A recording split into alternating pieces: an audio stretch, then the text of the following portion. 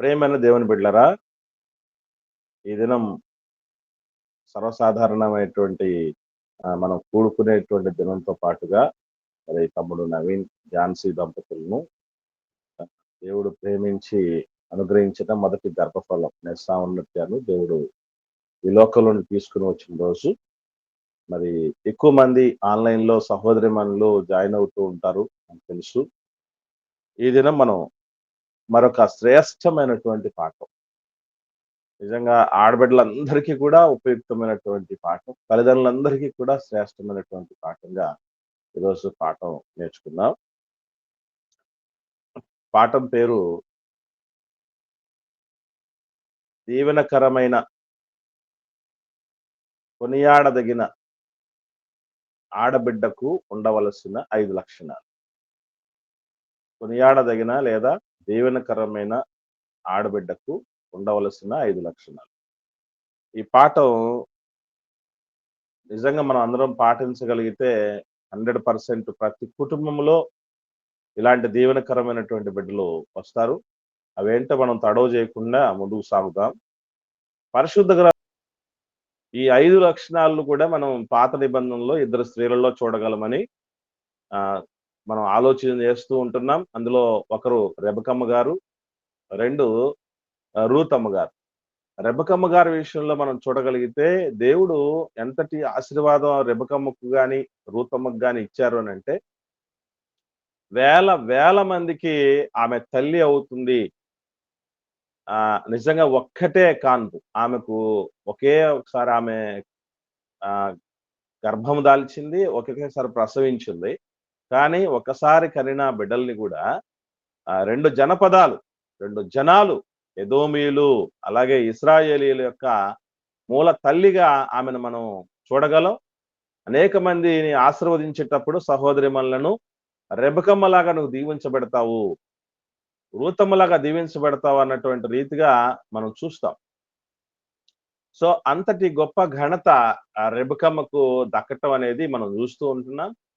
అలాగే ఎందుకు మరి ఆ తల్లికి వచ్చింది అట్టి దీవెన? ఎంతో మంది ఆడకూతుర్లు ఉన్నారు కదా ఆ సమయంలో. అబ్రహాము గారికి రిలేటివ్ అయినంత మాత్రం చేత అంత గొప్పగా ఆశీర్వదించబడడం జరగదు. ఎందుకంటే అబ్రహాం గారికి రక్త సంబంధికులు, బంధువులు కేవలం రెబకమ్మ వాళ్ళ ఫ్యామిలీ మాత్రమే కాదు, చాలా మంది ఉన్నారు.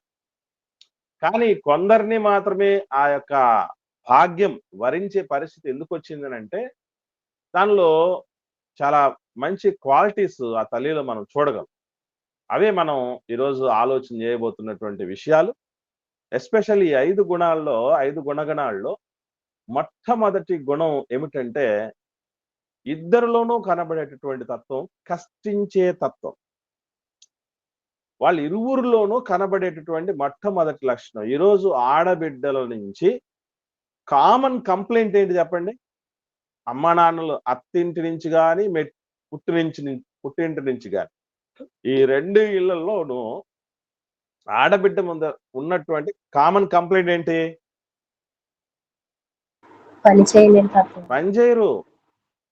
చేయరు, వాళ్ళు కష్టపడరు అనేటటువంటి కామన్ కంప్లైంట్ కనబడుతుంది. అమ్మగారి దగ్గర నుంచి కావచ్చు, అత్తగారి నుంచి, ఇంటి నుంచి కావచ్చు.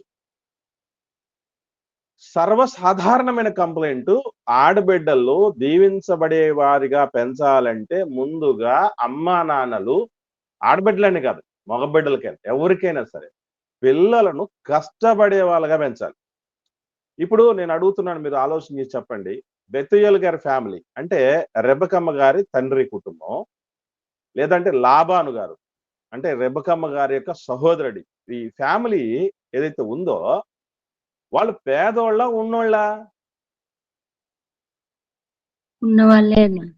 ఉన్నవాళ్లే. ఎలా చెప్పగలం మనం? విస్తారమైన గొర్రెలు, మేకలు ఉన్న సంపద అన్ని ఉన్నాయి. ప్లస్ చెప్పండి అమ్మా. ఆనాడే సంపద కలిగిన వాళ్ళే ధనవంతులు, పశు సంపద కలిగిన వాళ్ళే ధనవంతులు. రైట్. ఇంకా దేన్ని బట్టి చెప్పచ్చు చెప్పండి?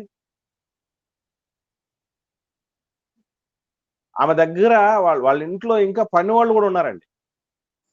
ఇప్పుడు గొర్రెలు, గొడ్లు ఇవి కాకుండా పని వాళ్ళు కూడా ఉన్నారు. అరే ఇంతమంది పనోళ్ళు పెట్టుకొని కూడా నాన్నేంటి బావిలోనికి వెళ్ళి నీళ్లు పట్టుకొని రమ్మంటే మారు మాట్లాడకుండా పోయిందండి బిడ్డ. అంటే ఎంత ఉన్నోళ్ళమైనా సరే కష్టించే తత్వం అలవరచాలి అన్నటువంటి విషయం అమ్మ నాన్నలకి ఎంత చక్కగా అర్థమైందండి. ప్లస్ అలాగే రూతమ్మలో కష్టించే తత్వం ఎంత కష్టిస్తుంది అని అంటే ఈమె కూడా మనకు తెలుసు ఆమెలో కష్టించే తత్వాన్ని ఏం చూసారు చెప్పండి? ఏ ఇన్సిడెంట్ బట్టి చెప్పొచ్చు రూతమ్మలో కూడా కష్టపడే తత్వం ఉందని? పరిగెలు ఏరుకోవడానికి పొలంలోకి పోతారు. వెరీ గుడ్, వెరీ గుడ్ అక్క. ఇప్పుడు ఒక వయసులో ఉంది ఆమె, ఎవరినో వివాహం చేసుకుని సెటిల్ అయిపోవచ్చు, హ్యాపీగా ఉండొచ్చు, లైఫ్ లీడ్ చేయొచ్చు, భర్త సంపాదిస్తూ వస్తూ ఉంటే ఇంటి పట్టును కూర్చొని చక్కగా ఇంటి పనులు కుటుంబం తాలూకు విషయాలన్నీ కూడా చక్క చేసుకుంటూ ఉండొచ్చు. కానీ పరిగెవరు ఏరుకుంటారు తెలుసండి? పరదేశులు ఏరుకుంటారు, దిక్కులేని వాళ్ళు అనాథలు ఏరుకుంటారు.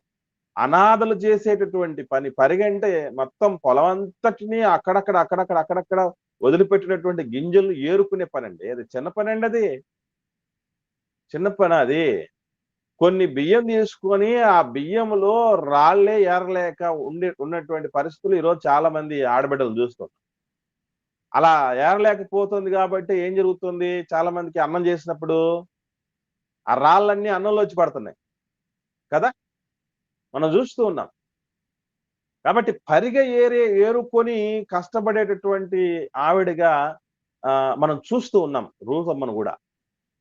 అలాగే నాన్న రెబెకమ్మ విషయంలో కూడా మనం ఒకసారి మళ్ళీ రాగలిగితే, నాన్న చెప్పిన పనే కాదు, ఎవరో ముక్కు మొక్కం తెలియనటువంటి వ్యక్తి అబ్రహాము గారి పెద్దదాసుడు వచ్చి, అమ్మ నాకు ఇన్ని నీళ్లు చేదిపోయి అంటే, మా నాన్న చెప్పిన పనే నేను చేయలేకపోతున్నాను, నాకు ఆల్రెడీ ఒక బడ్డను ఉంది, మళ్ళీ నువ్వెవరో వచ్చి పని చేయమంటావు ఏంటయ్యా? అయినా ముక్కు మొక్కం తెలియనోడికి మేము ఎట్లా సాయం చేస్తాం అని ఏం మాట్లాడకపోగా ఏం చేసింది? వచ్చినటువంటి ఆయన యొక్క ఒంటెలకన్నిటికీ ప్లస్ దాసులకి అందరికి నీళ్లు చేదిపోసిందంటే ఎంత కష్టపడే తల్లండి. దీవెనలు ఎవరో మనకు తెలుసు కదా, లలితా జ్యువెలర్స్ అతను ఒక మాట అంటాడు, ఏమనండి? డబ్బులు ఊరికే రావంటారు కదా. కానీ ఇక్కడ గమనించండి, దీవెనలు ఊరికే రావు, ఆశీర్వాదాలు ఊరికే రావు. ఎలాంటి తత్వం ఉన్నటువంటి తల్లులు అంటే ఆ ఇద్దరు తల్లులు కష్టించే తత్వం కలిగినటువంటి వాళ్ళు. ఇంట్లో ఆడబిడ్డల్ని ఆశీర్వదించబడే స్థితికి రావాలంటే కష్టపడే బిడ్డలుగా పెంచాలి మనం. అమ్మగారింట్లో సుకుమారంగా పెంచి పెంచి పెంచి పెంచి కాళ్ళు కిందకు దించకుండా మొత్తం అన్ని సకలము బెడ్ మీదకే తీసుకుని వచ్చే పరిస్థితులు ఉంటే, రేపు ఏదన్నా కష్టం వస్తే తట్టుకోగలదా బిడ్డ? ఏదైనా ఇరుకొస్తే తట్టుకోగలదా? ఫేస్ చేయగలదా? అత్తగారింట్లో కూడా అలాగే జరుగుతుందని ఏమైనా అనుకుంటున్నారా? కళ్ళు కనకూడదు, పగటి కళ్ళు కనకూడదు. ఏమండి? అవన్నీ పీడకల్లే, మంచిది కాదవి. ఈ లక్షణాల్లో ఈ 5 లక్షణాల్లో మొట్టమొదటి లక్షణం కష్టించే తత్వం అయితే, రెండవ లక్షణం ఉంది, అదేంటంటే నిస్వార్థంగా ఇతరులకు సాయం చేసే గుణం. ఇద్దరు తల్లుల్లోనూ, రెబెకమ్మలోను రూతమ్మలోను నిస్వార్థంగా ఇతరులకు సాయం చేసే గుణం ఉంది. దట్టు ఇది ఇతరులు అంటే చిత్రమైన విషయం ఏంటంటే సొంతోళ్ళకే చేయలేకపోతున్నాం. అది కూడా మరలా ఏంటి, బెనిఫిట్స్ ఉన్నా కూడా సాయం చేసే లక్షణాలు చాలా మంది ఆడబిడ్డలు మనం చూడలేకపోతాం. ఎన్నో ఉన్నాయి బెనిఫిట్స్ వాళ్ళకి. ఇప్పుడు అత్తమామలు చూసుకోవటం వల్ల, అమ్మనాన్నలు చూసుకోవటం వల్ల, సొంతోళ్ళను చూసుకోవటం, భర్తను చూసుకోవటం వల్ల, బంధువులను చూసుకోవటం వల్ల ఎన్నో బెనిఫిట్స్ ఉన్నాయి, ఎన్నో దీవెనలు ఉన్నాయి, ఎన్నో ఆశీర్వాదాలు ఉన్నాయి అని తెలిసినా కూడా ఈగోను చంపుకోలేక, ఆత్మాభిమానాన్ని చంపుకోలేక ఒకరికి సాయం లేనటువంటి దుర్మార్గపు స్థితిలో ఎంతో మంది ఆడబిడ్డలు మనం ఈరోజు చూస్తున్నాం. కానీ ఎవరో ముఖం తెలియనోడికి వచ్చి ఆయన వచ్చి ఒక మంచి సంబంధాన్ని చూస్తాడని, ఒక మంచి ధనవంతుడి కుటుంబంలోనికి తీసుకెళ్ళబోవడానికి వచ్చాడని రెబెకమ్మకు తెలుసండి? తెలుసా రెబెకమ్మకి? తెలీదు. పోనీ ఆయన అవన్నీ ఆమె నీళ్లు చేసి పోసిన తర్వాత గిఫ్ట్లు ఇస్తాడు కదా, రెబెకమ్మకు ఇంత ఆయన ఇవ్వటం జరుగుతుంది. ఆ ఇస్తాడని తెలుసా అంటే అది కూడా తెలియదు. అసలు ఏం చేస్తాడు అనే విషయం కూడా ఆమెకు తెలియదు. కానీ ఆమె నిస్వార్థంగా ఇతరులకు సాయం చేసింది. ఏమండి, దీనులకు యెహోవాయందు భయభక్తులు కలిగిన స్త్రీ గురించి 31వ అధ్యాయం సామెతల గ్రంథంలో మనం ఎప్పుడు చదువుతూ ఉంటాం. అవి ఏం చేస్తుందటండి? దీనులకు ఏం చేస్తుందని చెప్పడం ఉందండి ఆమె. ఒకసారి చూద్దామండి. వెరీ గుడ్ అమ్మ. ఒకసారి చూడండి ఆ వచనం ఎక్కడుందో. 31వ అధ్యాయము సామెతల గ్రంథము 31వ అధ్యాయము 20వ వచనం చూడండి. 20వ వచనం. దీనులకు తన చెయ్యి చాపును, దరిద్రులకు తన చేతులు చాపును.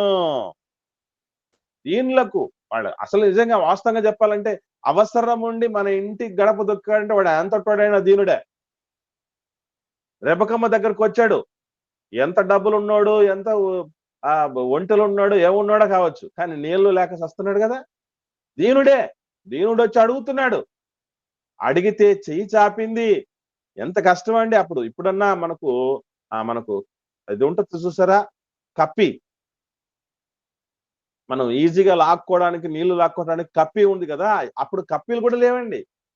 లోపలికి వెళ్ళి ఆ నీళ్లు చేదుకొని రావాలి. ఎంత కష్టం అనుకుంటారండి. అలాంటిది ఒంటెలు ఏం తక్కువ తాగుతాయండి నీళ్లు. 200 లీటర్లు తాగుతాయట ఒక్కొక్క ఒంటె. ఒక్క ఒంటె 200 లీటర్లు అంటే ఒక కడవ ఎంత కెపాసిటీ అనుకుంటున్నారు? ఒక 15 లీటర్ల కెపాసిటీ ఉంటుంది. పోనీ 20 లీటర్ల కెపాసిటీ అనుకోండి. 20 లీటర్ల కెపాసిటీ కలిగినటువంటి కుండలు తీసుకొచ్చి ఒక ఒంటెకు దాపించాలంటే ఎన్నిసార్లు వెళ్ళి చేతుకురావాలి ఆమె. అన్ని చేసుకుని వచ్చింది. అంటే ఇంకొకటి, ఈ రెబెకమ్మలో ఉన్నటువంటి నిస్వార్థంగా ఇతరులకు సహాయం చేసే గుణం రెబెకమ్మలో చూసాం. రూతమ్మలో కూడా మీరు చూస్తే అత్తను అవసాన దశలో, అత్త వల్ల ఏమన్నా ప్రయోజనం ఉందండి ఆమెకి? ఆ ముసలావిడ వల్ల ఏం ప్రయోజనం లేదు. దట్టు ప్రయోజనం లేకపోగా ఆమెను కూడా ఎవరు చూసుకోవాలి? అత్తను కూడా రూతమ్మే చూసుకోవాలి. ఏరుకొచ్చిన పరిగేరుకు రావటం కష్టం అయితే ఎందుకు? ఏ రకమైనటువంటి సహాయము అందించలేనటువంటి అత్తగారికి ఇంత గంజి చేసుకునొచ్చో, లేకపోతే ఇంత తిండి చేసుకునొచ్చో పెట్టాల్సినటువంటి పరిస్థితి. నిస్వార్థం. ఈరోజు అత్తమామల వల్ల ఎన్నో బెనిఫిట్స్ పొంది ఉంటారు. అన్నిటికంటే అద్భుతమైన బెనిఫిట్ ఏంటి చెప్పండి? ఆడకూతులు పొందే బెనిఫిట్. నేను అత్త కోడల పాట రాసేటప్పుడు చెప్పాను, అనుపలులో అంటాను. ఎవరన్నా విన్నారా లేదో మరి, గుర్తొచ్చిందా? అత్తమామలు ఆడబిడ్డకు చేసే అతిపెద్ద మేలేంటి? భర్తనివ్వటే అమ్మా. భర్తే లేకుంటే ఏ కోడలైనా, అత్త లేకపోతే ఏ కోడలైనా భర్తను పొందగలదా అని అడిగాను నేను. అందుకే ఏమండి, జీవితకాలం భార్య బిడ్డలని ప్రాణం పెట్టుకుని ప్రాకులాడేటటువంటి భర్తని ఇవ్వటం కంటే మించిన మేలేముందండి? ఆ భర్త కూడా పోయాడండి. ఇచ్చిన భర్త పోయాడు. భర్తనిచ్చినటువంటి అత్త వల్ల ఏం ప్రయోజనం లేదు. అయినా కూడా వదలుపెట్టలేదు. చూసారా? అది నచ్చింది దేవుడికి. నిస్వార్థంగా. ఎందుకంటే ఔదార్యము గలవారు పుష్టి నొందుదురట. నీళ్లు పోయేవానికి నీళ్లు పోయబడినట. కొంచెం విత్తితే కొంచెం ఫలం, ఎక్కువ విత్తితే ఎక్కువ ఫలం. ఇవన్నీ మనకు తెలుసు. కాబట్టి వీళ్ళు ఊరికేనే దీవించబడిన వాళ్ళుగా అవ్వలేదు. ఇది రెండవ లక్షణం. మొదటి 2 లక్షణాలు గుర్తున్నాయండి? గుర్తున్న వాళ్ళు ఒకసారి రిపీట్ చేయండి. ఒకరు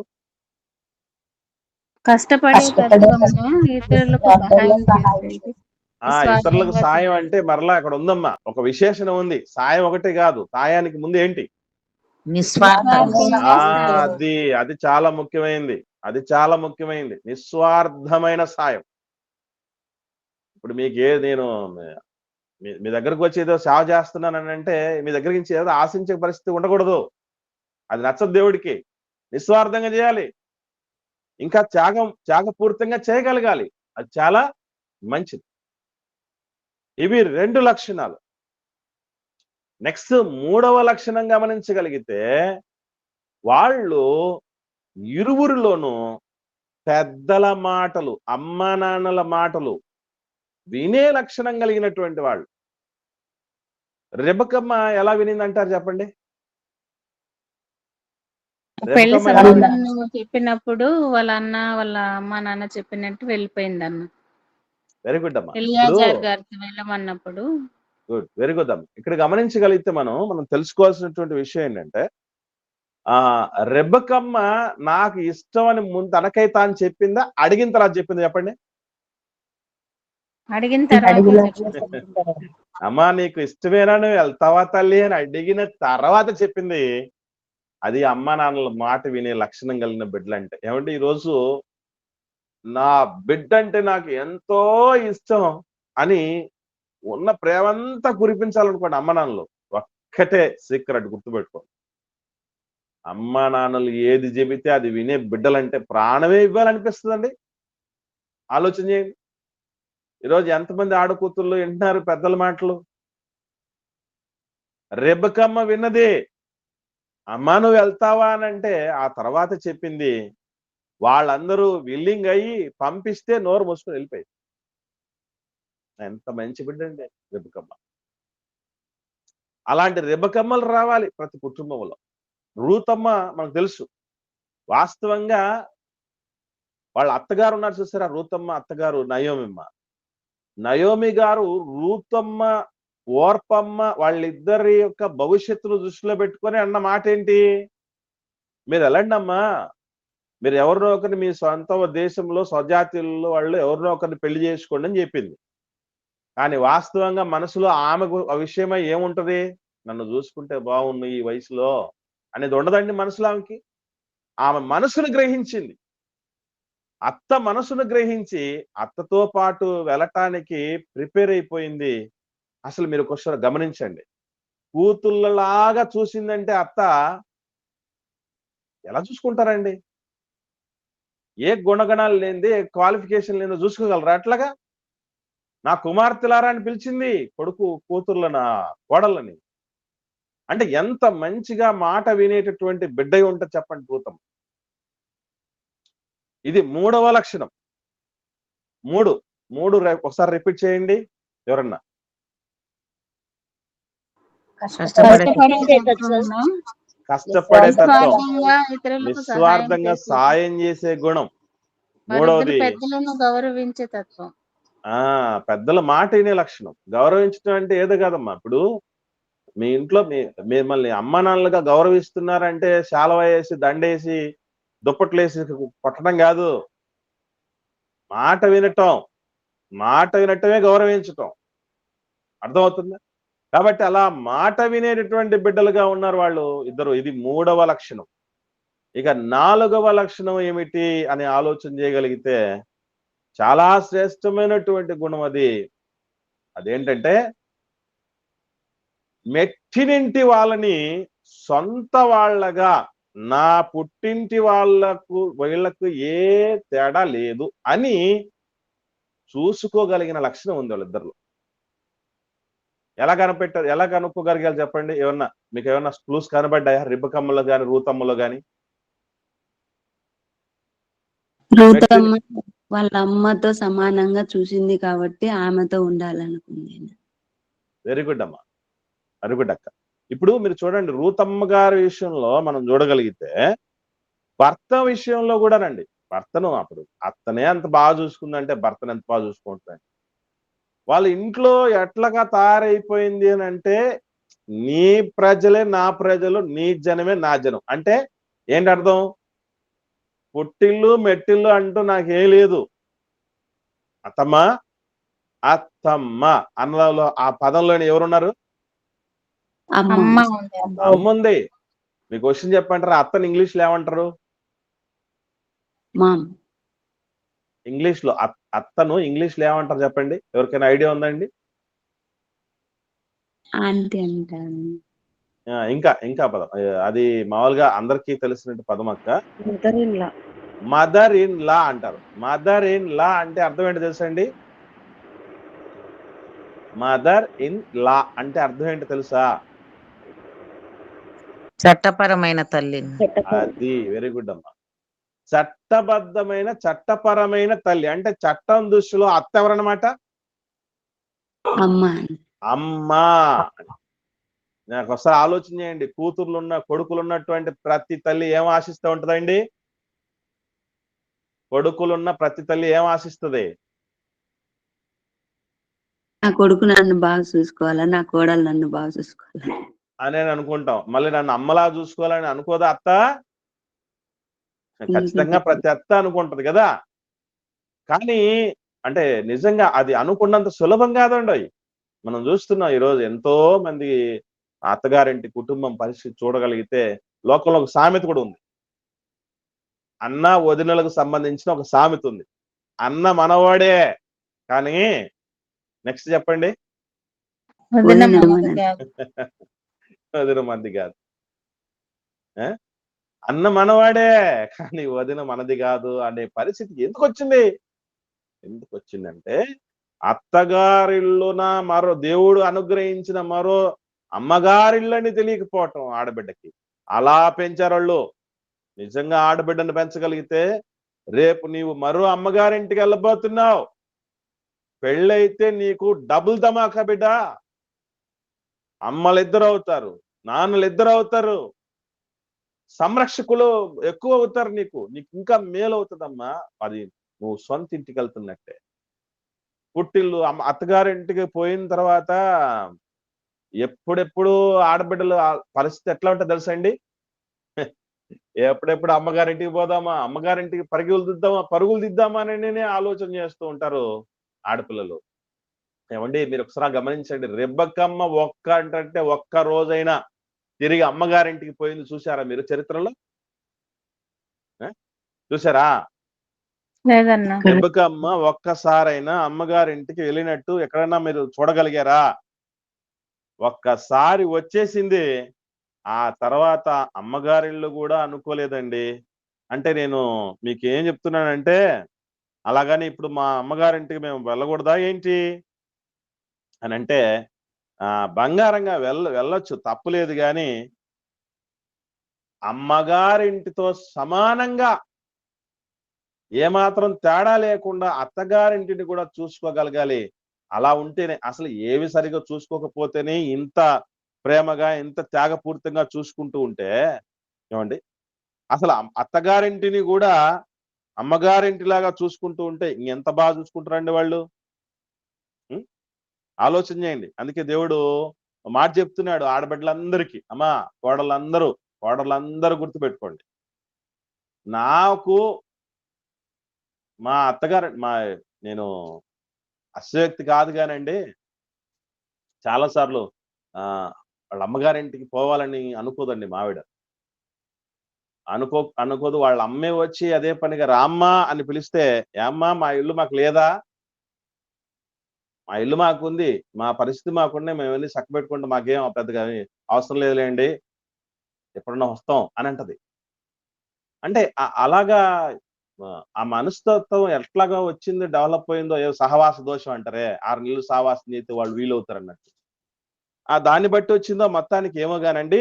ఒక మాట విషయం గుర్తుపెట్టుకోండి. ఆడబిడ్డలందరినీ మనం ఎట్లా పెంచగలగాలంటే రేపు మరొక కుటుంబం మన మీద దుమ్మెత్తిపోయకుండా ఉండాలంటే, వాళ్ళ ఉసురు మనకు తగలకుండా ఉండాలంటే ఆడబిడ్డల్ని పెంచాల్సిన రీతి ఎట్లా ఉందంటే 45వ కీర్తన చూద్దాం. 45వ కీర్తన గ్రంథం 45వ కీర్తన 10-11 వచనాలు చూడండి, చదవండి. 10-11 వచనాలు. కుమారి ఆలకించుము, ఆలోచించి చెవియొగ్గుము, నీ స్వజనమును నీ తండ్రి ఇంటిని మరువకుము. ఈ రాజు మరొక ఉందా, మరువు ఉందక్క? మరువు ఎంత డిఫరెన్స్ అక్కడ. చదవండి. 11 వచ్చింది చదవండి.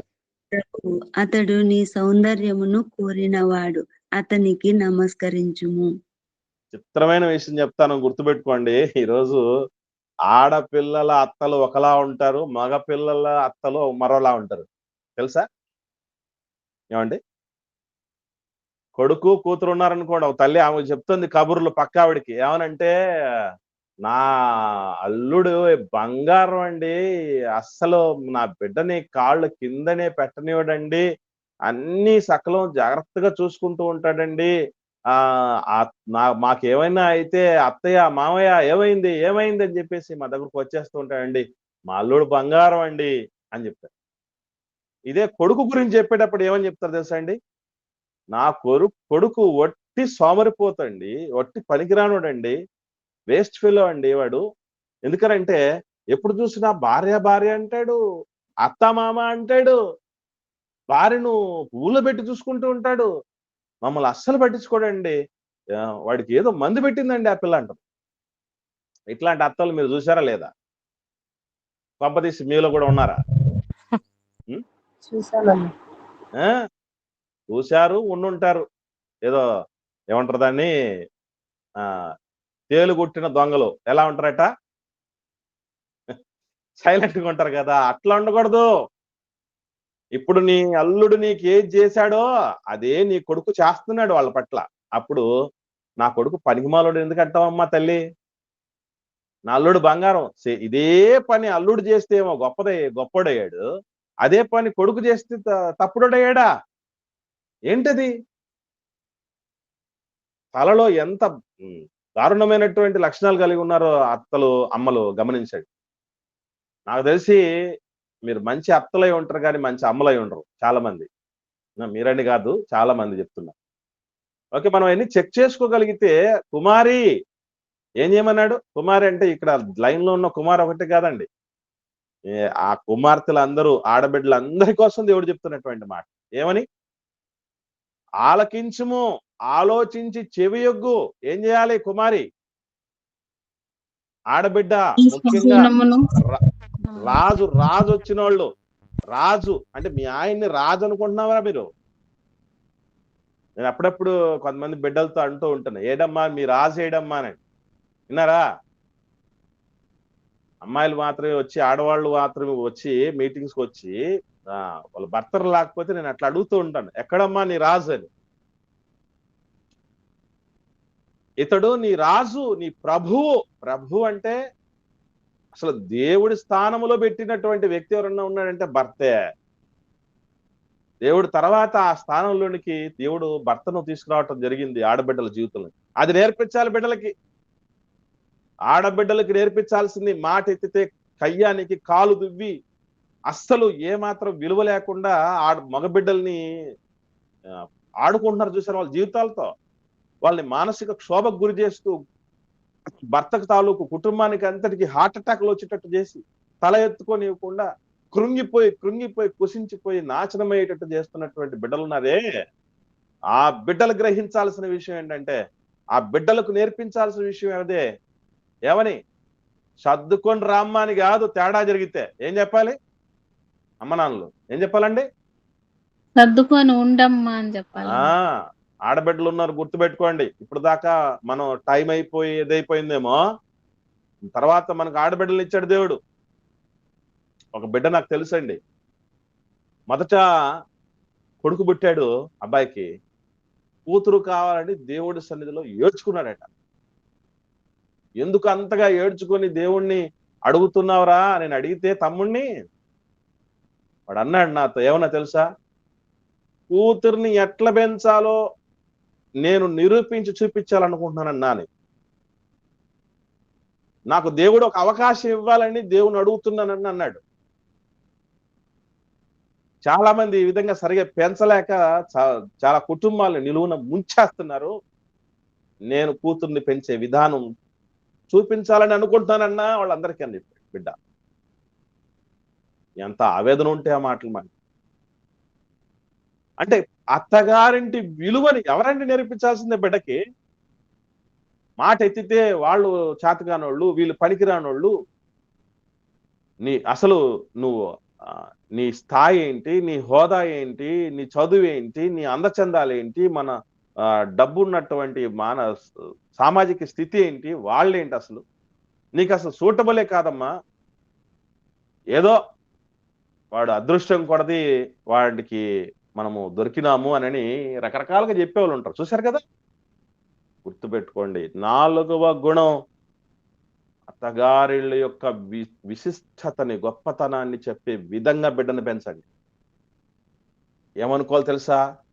మా ఇంటికి కోడలు రాలేదు, కూతురిచ్చింది అని ఏ తల్లి కన్న బిడ్డవోనైనా తల్లి నువ్వు నీ రాకతో మా కుటుంబం పావనమైంది అన్నటువంటి రీతిగా పెంచగలగాలి. అలా పెంచారు వాళ్ళు. బెతూయేలు గారు యొక్క పెంపకం రెబెకమ్మ గారి విషయంలో చూస్తే అద్భుతంగా ఉంది. ఏ రోజు కూడా మరలా ఎక్కడ పెట్టారనుకున్నారు? అన్ని కోట్లకు అధిపతి అయినా కూడా ఇస్సాకు తెలుసా? గుడారంలో పెట్టి పెంచాడు.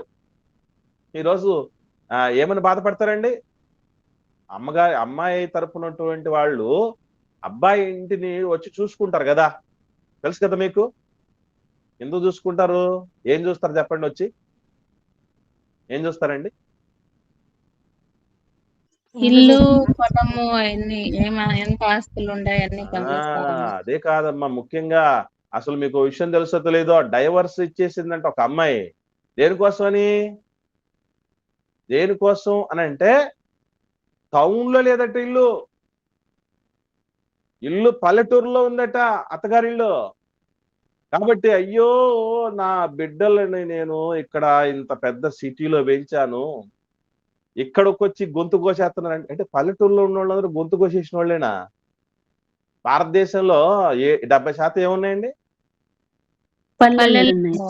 పల్లె ఉన్నాయి. పల్లె యొక్క విలువ తెలీదు. మంచి స్వచ్ఛమైన నీరు దొరుకుతుంది అక్కడ, స్వచ్ఛమైనటువంటి గాలి దొరుకుతుంది, స్వచ్ఛమైన పంట దొరుకుతుంది. ఎంత అద్భుతంగా ఉంటది అక్కడ పరిస్థితులు. నిన్ను గుండెల్లో పెట్టుకొని చూసేవాళ్ళు కావాలా, లేకపోతే సిటీ కల్చరు? ఏమండి, ఒకటే అపార్ట్మెంట్ లో ఉంటే పక్కిల్లోడు కూడా తెలియదండి మనకి, పక్కింటోడు కూడా తెలియదు. అదే పల్లెటూరు విషయం చెప్పండి. అసలు ఇది పల్లె పట్టణమే కాదు చూడాల్సింది.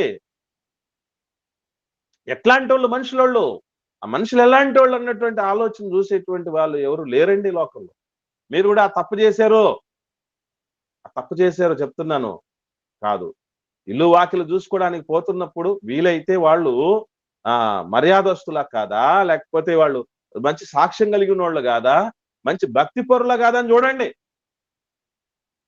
మిక్సీ ఉందా లేదా, లేదంటే అది పల్లెటూరా, టౌనా, ట్రాన్స్పోర్ట్ ఫెసిలిటీస్ ఎట్లున్నాయి, ఎట్లా ఫెసిలిటీస్ ఏముంటే ఉంది వాళ్ళ, అసలు కారే ఉన్నటువంటి పరిస్థితి, ఎక్కడికైనా వెళ్ళిపోవచ్చు.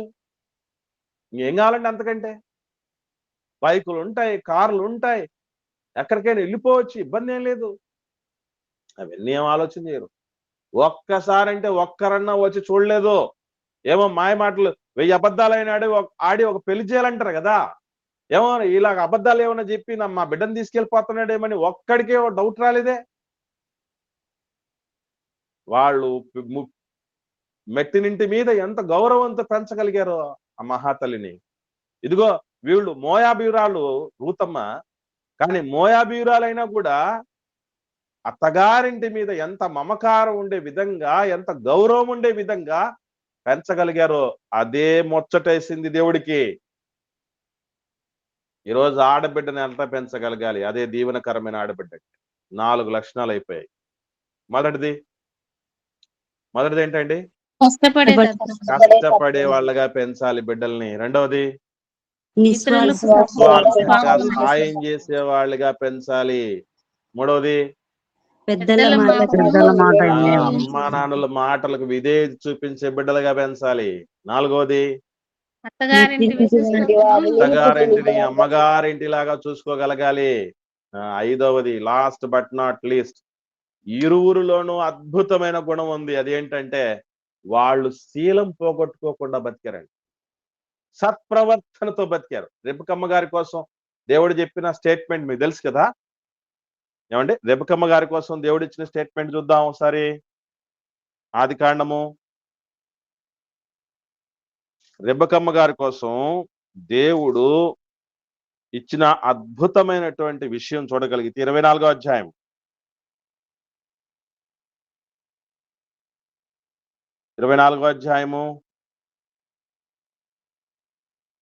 రెబెకమ్మ గారి కోసం మాట ఉంటుంది చూడండి.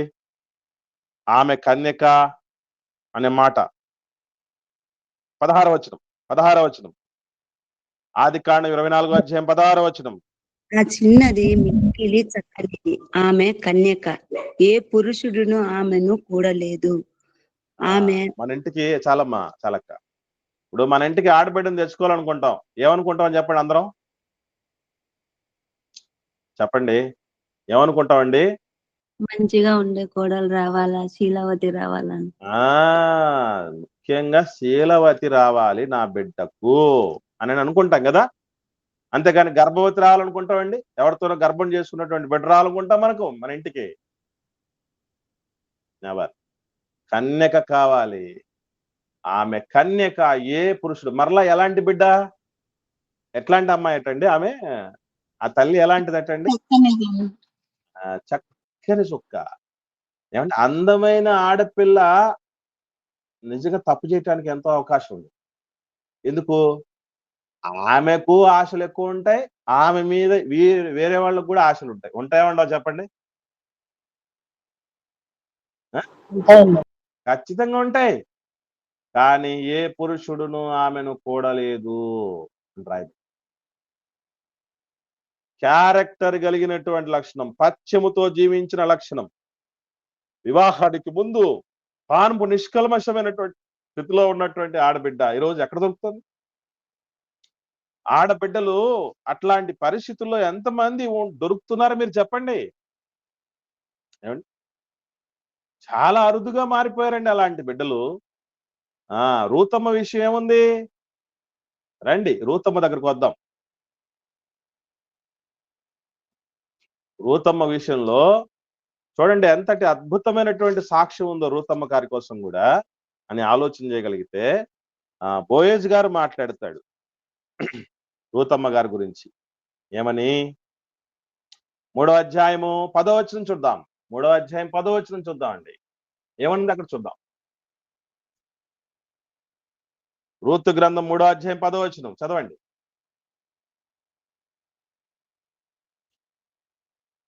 అమ్మా ఎవరు మాట్లాడట్లేదు?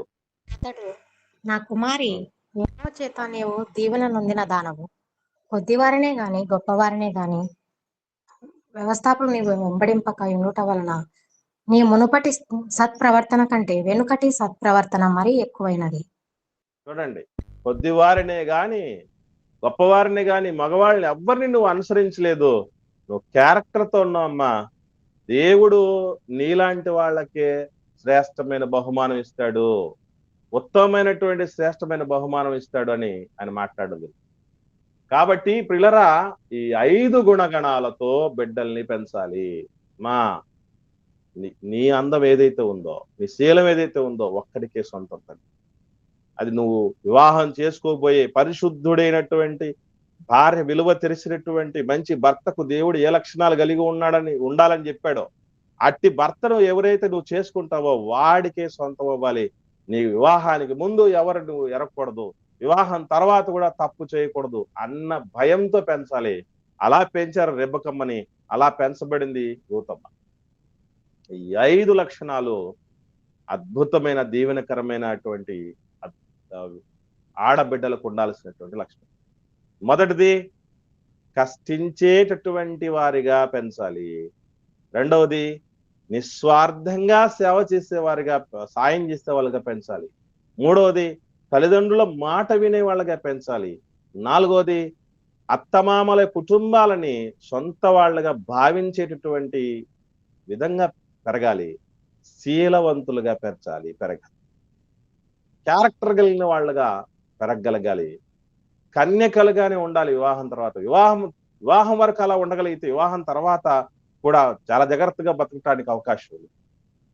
ఇవి ఈ దీవెనకరమైన లక్షణాలు బిడ్డ ఔన్నత్యాల్లోనూ, మన ఇంట్లో ఉన్నటువంటి బిడ్డలందరిలోనూ, మనందరిలోనూ ఉండటకు మనం అందరం జాగ్రత్త పడి దేవుని యందు భయభక్తులు కలిగిన ఆశీర్వదించబడినటువంటి ముత్యము కంటే అమూల్యమైనటువంటి స్త్రీలుగా మనము మన కుటుంబాలు ఎదుగుటకు సిద్ధపరచుదుముగాక. ఆమెన్. ఎవరికైనా ఏమైనా సందేహాలు ఉంటే దయచేసి అడగండి. లేని పక్షాన ఒకరు ప్రార్థన చేయండి, మనం ముగించుకుందాం.